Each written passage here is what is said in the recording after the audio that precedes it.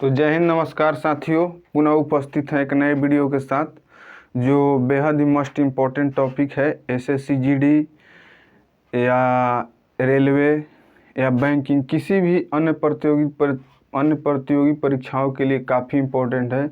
इसमें जीरो से एकदम जीरो लेवल से त्रिभुज के बारे में बताया जा रहा है, जो आपको परीक्षा में काफ़ी हद तक हेल्प करेगा और ये वीडियो महत्वपूर्ण होने वाला है।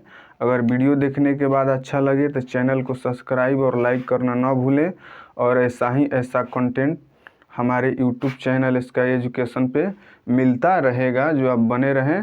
सभी परीक्षा का सॉल्यूशन इस चैनल के माध्यम से हो जाएगा। बस सिर्फ धैर्य बनाकर जुड़े रहें और कोई परेशानी नहीं है। ये पार्ट 1 है और पार्ट 2 नेक्स्ट आएगा।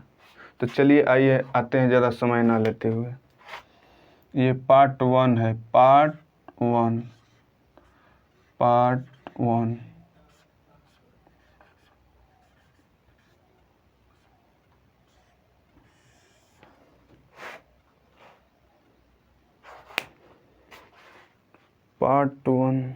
कहाँ गए?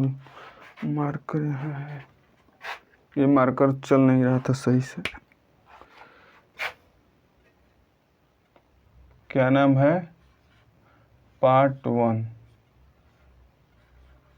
पार्ट 1 अच्छे से समझिएगा,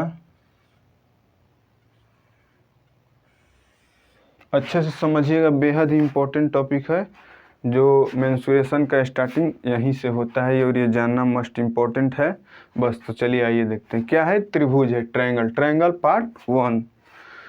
त्रिभुज किसे कहते हैं? पहला तो ये बात है, तो ये तो सभी लोग जानते होंगे, 3 रेखाखंड से बनी आकृति को त्रिभुज कहते हैं। यानी 3 रेखाखंड से बनी आकृति को क्या बोलते हैं? त्रिभुज कहते हैं। 3 गो रेखाखंड मिला देंगे तो क्या हो जाएगा? त्रिभुज हो जाएगा। इसको बोलते हैं क्या? रेखाखंड। ये क्या है? रेखाखंड। रेखाखंड का माप जो होता है सीमित होता है। इसको क्या बोलते हैं? इसको बोलते हैं लाइन। लाइन माने रेखा। रेखा जो है अपरिमित होता है, यानी उसका कोई अंत नहीं होता है, उसकी लंबाई का कोई अंत नहीं होता है, यानी अनंत होता है रेखा। इसको क्या बोलते हैं? रे बोलते हैं। रे माने किरण। किरण का एक तरफ जो होता है वो अंत होता है और दूसरी तरफ अनंत होता है, या ऐसे भी बना सकते हैं किरण। यानी जिधर एरो है उधर अनंत है, और जिधर यहाँ कुछ नहीं है, पॉइंट है, वो क्या है? अंत है। तो ये हो गया का रेखाखंड। ये क्या हो गया? रेखा। ये क्या हो गया? किरण। किरण को रे बोलते हैं। यानी ये रे हो गया, ये क्या हो गया? रेखाखंड हो गया, ये क्या हो गया? रेखा हो गया। तो ये तो डिफरेंस समझ में आ गया होगा, ये भी समझना बेहद इंपॉर्टेंट है। तो चलिए, 3 रेखाखंड से बनी आकृति को क्या बोलते हैं? त्रिभुज बोलते हैं। जाहिर सा बात है, 3 गो रेखाखंड कोई ले लीजिए, ऐसे ऐसे ऐसे, देखिए त्रिभुज बन जा रहा है। 3 गो रेखाखंड लागल है, त्रिभुज हो गया। कह रहा है त्रिभुज के सभी कोणों का योग 180 डिग्री होता है। यानी इसमें कोई भी त्रिभुज में कोण की संख्या कै गो होता है? त्रिभुज है, 3 भुजा से बना है तो 3 ही कोण होगा। तो ये एक कोण हो गया, ये एक कोण हो गया, ये एक कोण हो गया। इसका नाम देते हैं ए बी सी। यानी त्रिभुज के तीनों कोण, कोण ए, कोण बी, कोण सी का माप कितना हो गया? 180 डिग्री। तो वही बात यहाँ लिखा हुआ है, त्रिभुज के सभी कोणों का योग 180 डिग्री होता है। एकदम जीरो लेवल से हो रहा है, बस धैर्य बना के बने रहिए। त्रिभुज में 3 शीर्ष बिंदु होते हैं, 3 कोण होते हैं, 3 भुजाएं होते हैं। यानी 3 शीर्ष बिंदु। शीर्ष बिंदु क्या होता है? शीर्ष मतलब कपार, ऊपर है। यानी इसका ऊपर कौन है? ये है। शीर्ष हो गया 3 गो, शीर्ष ए, शीर्ष बिंदु ए, शीर्ष बिंदु बी और शीर्ष बिंदु सी। उम्मीद करते हैं इतना समझ में आ गया होगा। कोण समझ लिए, ये कोण हो गया, एंगल ए, कोण बी, कोण सी। ठीक है, तो वही तीनों कोणों का जो 180 होता है। 3 शीर्ष बिंदु भी समझ में आ गया। शीर्ष का मतलब ऊपर कपार पे, और बिंदु का मतलब बिंदु, कपार पर जो बिंदु है उसी को शीर्ष बिंदु कहते हैं। यानी 3 शीर्ष बिंदु और 3 कोण। 3 कोण भी समझा दिए यहाँ। 3 भुजा, ये तो पहले ही बता दिए। 3 रेखाखंड से बनी आकृति को त्रिभुज कहते हैं।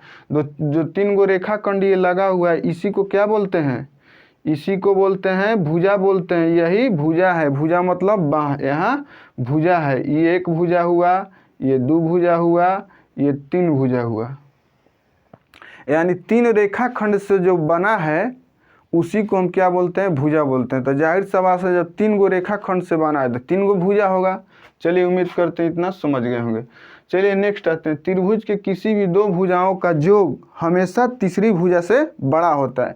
यानी कोई भी भुजा लीजिएगा, जैसे हम मान लीजिए कोई त्रिभुज लेते हैं, इसका माप है कितना, 5 6 7, 5 6 7।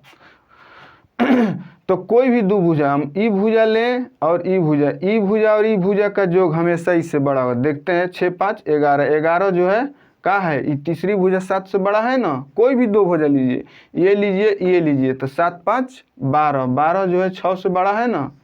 ये लीजिए 6 7 13, 13 जो है 5 से बड़ा है ना। यानी किसी भी स्थिति में त्रिभुज के 2 भुजाओं का योग हमेशा तीसरी भुजा से बड़ा होता है। EMCQ क्वेश्चन में कई एग्जाम में पूछा हुआ क्वेश्चन है और पूछा भी जाएगा, इसलिए इसको अच्छे से केयर कीजिएगा। यानी त्रिभुज के किसी भी 2 भुजाओं का योग हमेशा तीसरी भुजा से बड़ा होगा। उम्मीद करते हैं समझ गए होंगे। किसी भी त्रिभुज की माध्यिका 3 2 के अनुपात में विभाजित करते हैं। माध्यिका क्या होता है भाई, तो मान लीजिए ये त्रिभुज है, ये मिटा दे रहे हैं।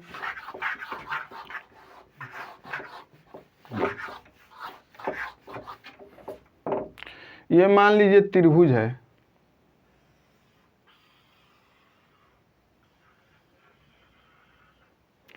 ABC इसका नाम है। तो माध्यिका जो होता है किसी भी बिंदु से उसके विपरीत भुजा पे जब माध्यिका डाला जाता है तो उस भुजा को 2 बराबर भागों में बांटता है, 2 बराबर भागों में बांटता है। यानी माध्यिका जो है 3 2 के अनुपात में विभाजित करता है। यहाँ हो जाता है 3 और यहाँ हो जाता है 2। 3 2 के 2 रेशियो 1 में 2 रेशियो 1 में 1 के अनुपात में विभाजित करता है। यानी किसी भी त्रिभुज के माध्यिका 2 रेशियो 1 में 1 में विभाजित करता है। यानी किसी भी त्रिभुज में माध्यिका भी कै होगा, 3 ही होगा। मान लीजिए इस बिंदु से इसका विपरीत साइड कौन हो गया, ये हो गया, तो इसका नाम दे दीजिए B। ये भी 2 1 के अनुपात में ही विभाजित करेगा। यहाँ से भी दे दीजिए, तो ये क्या हो गया, माध्यिका हो गया। ये भी जो है 2 1 के अनुपात में विभाजित करेगा। यानी बड़ा वाला 2 और छोटा वाला 1। उम्मीद करते हैं इतना समझ में आ गया। क्वेश्चन आने के बाद इसके नेक्स्ट पार्ट में क्वेश्चन आएगा माध्यिका से, जो आप अच्छी तरह समझ जाएंगे। पहले इतना अच्छी ढंग से समझे। यानी किसी भी त्रिभुज की माध्यिका 2 1 के अनुपात में विभाजित करता है। चलिए, त्रिभुज में 3 लंब तथा 3 माध्यिकाएं उपस्थित होती हैं। त्रिभुज में 3 लंब तथा 3 माध्यिकाएं। तो माध्यिका तो समझ लिए, अब लंब क्या होता है। मान लीजिए कोई बोले कि ये त्रिभुज है, इस पे इस शीर्ष बिंदु से इस भुजा पे लंब डाला गया है, ठीक है। तो लंब जरूरी नहीं है कि जिस भुजा पे पड़ा है उस भुजा को इक्वल पार्ट में ही डिवाइड करेगा। ये ऐसा सब त्रिभुज के लिए नहीं होता है, वो नेक्स्ट पार्ट में बताएंगे। केवल माध्यिका जो है किसी भी त्रिभुज में, केवल माध्यिका जिस साइड पे, जिस शीर्ष बिंदु से उसके विपरीत भुजा पे डाला जाता है उसी भुजा को 2 इक्वल पार्ट में डिवाइड करता है। यानी BD बराबर CD ये होता है। चाहे ई यहाँ से माध्यिका इस पे डाला गया B से भुजा AC पे, तो ये भी बराबर पार्ट में बांटेगा, AE बराबर EC, ठीक है। उम्मीद करते हैं इतना माध्यिका से संबंधित समझ गए होंगे। लेकिन लंब जो है यहाँ 90 डिग्री का कोण बनाता है। ये जरूरी नहीं है कि ये जिस भुजा पर पड़ा है उस भुजा को इक्वल पार्ट यानी बराबर पार्ट में ही बांटेगा, ये कोई जरूरी नहीं है। पार्ट 2 में इसके बारे में, लंब के बारे में डिटेल्स बताया जाएगा, जो आप बन रहे। बस थोड़ा सा टॉपिक, थोड़ा सा इसके संबंध में और क्लियर हो जाएगा तो बस हो जाएगा। यानी कहने का मतलब है कि समबाहु त्रिभुज और समद्विबाहु त्रिभुज पे जिस शीर्ष बिंदु से उसके विपरीत भुजा पे लंब पड़ता है वही केवल दोनों त्रिभुज में उस भुजा को क्या करता है, इक्वल पार्ट में डिवाइड करता है। केवल ये लागू होता है समबाहु और समद्विबाहु त्रिभुज पर, बाकी और कोई त्रिभुज पर नहीं। यानी कहने का मतलब है देखिए कहने का मतलब है कि माध्यिका किसी त्रिभुज पर जिस शीर्ष बिंदु से उसके विपरीत भुजा पर पड़ेगा तो उस भुजा को दो इक्वल पार्ट में बांट देता है, यानी दो इक्वल पार्ट में बांट देता है। किसी भी त्रिभुज में, वो समलंब त्रिभुज समबाहु त्रिभुज हो, समद्विबाहु त्रिभुज हो, विषमबाहु त्रिभुज हो, समकोण त्रिभुज हो, कोई भी त्रिभुज हो, जब माध्यिका जिस शीर्ष बिंदु से उसके विपरीत भुजा पर पड़ेगा तो उसको इक्वल पार्ट में बांट देगा। लेकिन लंब जिस शीर्ष बिंदु से विपरीत भुजा पे पड़ता है या उसके सामने वाला भुजा पर पड़ता है, तो ये कोई ज़रूरी नहीं है कि सभी त्रिभुज के भुजाओं को इक्वल पार्ट में ही बांटे। यानी कहने का मतलब है जैसे कि मान लीजिए कोई त्रिभुज है, यहाँ से यहाँ पे हम क्या किए, लंब डाल दिए, ठीक है। तो ये कोई ज़रूरी नहीं है कि ये जो है, ये लंब जो है इस भुजा को इक्वल पार्ट में ही बांटे। जब ये क्वेश्चन कहे कि समबाहु त्रिभुज या समद्विबाहु त्रिभुज, तो ये बस दो ही में लागू होता है, समबाहु और समद्विबाहु त्रिभुज में ही लागू होता है कि जिस शीर्ष बिंदु से उसके विपरीत भुजा पर पड़ता है उस विपरीत भुजा को ही बराबर पार्ट में बांटता है। ये केवल लागू होता है समबाहु और समद्विबाहु त्रिभुज में, लंब के केस में। बाकी माध्यिका तो सभी त्रिभुज हो, कोई त्रिभुज हो, उसको बराबर पार्ट में बांट देता है, इक्वल पार्ट में बांट देता है। चलिए आइए समझते हैं, उम्मीद करते हैं इतना समझ गए होंगे। त्रिभुज में तीन लंब तीन माध्यिकाएं उपस्थित होते हैं, हो गया।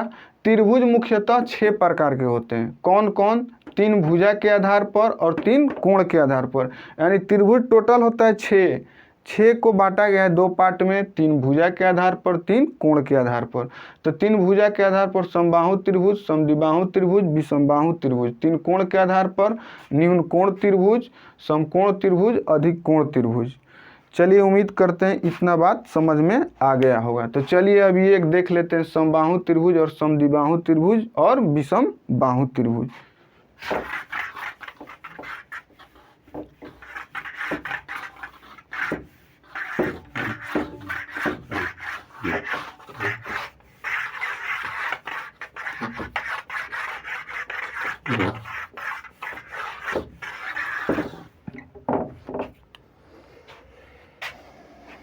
तो आइए देखते हैं। पहला था समबाहु त्रिभुज, समबाहु त्रिभुज, समबाहु त्रिभुज। सम माने समझ रहे हैं, सम माने बराबर, बाहु माने बाह। समबाहु, सम माने बराबर, बाहु माने बाह, जिसका बाह जो है आपस में क्या हो, बराबर हो। तो समबाहु त्रिभुज कैसे बनेगा? ऐसे बनेगा, यानी जिसकी तीनों भुजाएं आपस में क्या हो, बराबर हो, उसी को क्या बोलते हैं, समबाहु त्रिभुज। ठीक है। सम माने बराबर, अब बाहु माने बाह, यानी कहे तो भुजा, यानी जिसकी भुजा का हो, बराबर हो। त्रिभुज आप समझ रहे हैं कि 3 गो भुजा होगा। तो समबाहु त्रिभुज है, तो जिसका समबाहु त्रिभुज है, तो त्रिभुज में तीनों भुजा तीनों बाह क्या होना चाहिए, बराबर होना चाहिए, उसी को समबाहु त्रिभुज कहते हैं। अब समबाहु त्रिभुज का गुण क्या है, इसके बारे में समझ लेते हैं। समबाहु त्रिभुज के सभी कोण आपस में, समबाहु त्रिभुज के प्रत्येक कोण का मान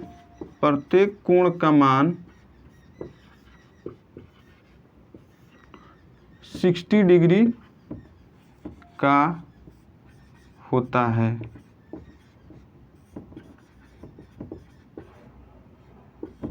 यानी यहाँ का है AB बराबर AC बराबर BC, तीनों भुजा बराबर है, ये आप समझ रहे हैं, समबाहु त्रिभुज हो गया। सम माने बराबर, बाहु माने बाहुभुजा, जिसकी तीनों भुजाएं आपस में बराबर उसी को समबाहु त्रिभुज कहते हैं। जब तीनों भुजा बराबर हो गया तो तीनों कोणों बराबर होगा, जाहिर सा बात है, इसमें याद करने की कोई ज़रूरत नहीं है। लेकिन मैंने यहाँ लिख दिया है समबाहु त्रिभुज के प्रत्येक कोण का मान 60 डिग्री होता है, यानी ये भी 60 होगा, ये भी 60, ये भी 60, तो ये जोड़ के देखेंगे तो 180 होगा। तो ये तो आपको बता दिया गया है कि किसी भी त्रिभुज के सभी कोणों का जो कितना होता है 180 डिग्री होता है, चाहे कोई त्रिभुज हो। तो समबाहु का प्रत्येक कोण कितना होता है 60 डिग्री का होता है। तो याद करने का कोई जब तीनों भुजा बराबर है तो तीनों कोण बराबर है। आइए हम जानते हैं कि त्रिभुज के सभी कोणों का योग कितना होता है 180 होता है। त्रिभुज के सभी कोणों का योग 180 होता है। और समबाहु है, तीनों भुजा बराबर है, तीनों को बराबर बराबर बांटना है, तीनों को बराबर बराबर बांटना है। जैसे कोई मजदूरी किया, बराबर बराबर किया, 180 रुपया देना है, 3 आदमी है तो 3 से डिवाइड कर देंगे। तो देखिए यार 3 से डिवाइड करके, 3 से डिवाइड करेंगे तो 60 आ रहा है ना, तो बस हो गया। त्रिभुज समबाहु त्रिभुज के प्रत्येक कोण का मान 60 डिग्री होता है, क्योंकि तीनों भुजा बराबर होता है। अब चलिए आइए आते हैं समबाहु त्रिभुज का, समबाहु त्रिभुज का परिमाप बराबर, परिमाप बराबर 3 गुणे भुजा, 3 गुणे भुजा। यानी परिमाप क्या होता है? परिमाप ये होता है, परिमाप पूरा को माप दो, जितना है उसको माप दो। जैसे मान लीजिए इस ब्लैक बोर्ड का परिमाप बताना है तो क्या करेंगे, यहाँ से एक बार नापेंगे, फिर एक बार यहाँ से नापेंगे, फिर एक बार यहाँ से नापेंगे, फिर एक बार यहाँ से नापेंगे, यानी